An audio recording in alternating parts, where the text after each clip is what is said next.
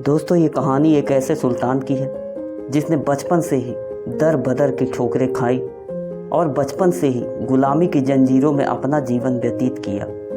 लेकिन अपने युद्ध कौशल और कुछ कर गुजरने की लगन के कारण वह आखिरकार दिल्ली सल्तनत का पहला सुल्तान बना। वह भारत का पहला मुस्लिम सुल्तान था और उसी ने सन 1206 में गुलाम वंश की नींव रखी थी। जी हाँ दोस्तों, ये कहानी है दिल्ली के सुल्तान कुतुबुद्दीन ऐबक की। कुतुबुद्दीन तुर्किस्तान के निवासी थे और बचपन में ही इनके माता पिता की मृत्यु हो जाने के कारण ये अनाथ हो गया। उस समय तुर्क में दास व्यापार का प्रचलन था। अब ये दास व्यापार क्या है? इस व्यापार में बिछड़े और अनाथ बच्चों को खरीदा जाता था और उन्हें युद्ध कला और शिक्षा में निपुण किया जाता था तथा उन्हें अच्छे दाम लेकर बड़े बड़े राजाओं को बेच दिया जाता था। बालक कुतुबुद्दीन इसी व्यवस्था का शिकार बना और उसे एक व्यापारी के हाथों बेच डाला गया। व्यापारी ने उसे फिर निसापुर के काजी फखरुद्दीन अब्दुल अजीज को बेच दिया। अब्दुल अजीज ने अपने पुत्र के समान उसे सैन्य और धार्मिक प्रशिक्षण दिया। जल्दी ही कुतुबुद्दीन युद्ध कला में निपुण हो गया। अब्दुल अजीज की मृत्यु हो जाने के बाद उसके पुत्रों ने कुतुबुद्दीन को फिर से बेच दिया।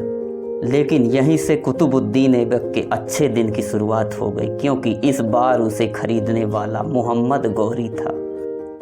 मोहम्मद गौरी ने कुतुबुद्दीन ऐबक के साहस, कर्तव्य निष्ठा और स्वामी भक्ति से प्रभावित होकर उसे शाही अस्तबल यानी घुड़साल का अध्यक्ष बना दिया। यह एक सम्मानित पद था। अब उसे सैन्य अभियानों में भी भाग लेने का अवसर मिलने लगा।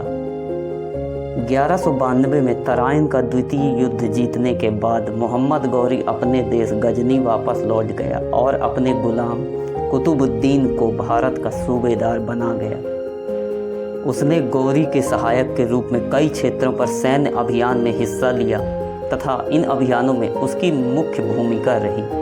इसी से खुश होकर गौरी ने कुतुबुद्दीन को सूबेदार बनाया था। 15 मार्च 1206 को गौरी की आकस्मिक मृत्यु के कारण सब में सुल्तान बनने की होड़ लग गई। गौरी का कोई पुत्र नहीं था। कुतुबुद्दीन के सामने सुल्तान बनने में बहुत चुनौतियाँ थी। गौरी ने कुतुबुद्दीन को मलिक की उपाधि दी थी।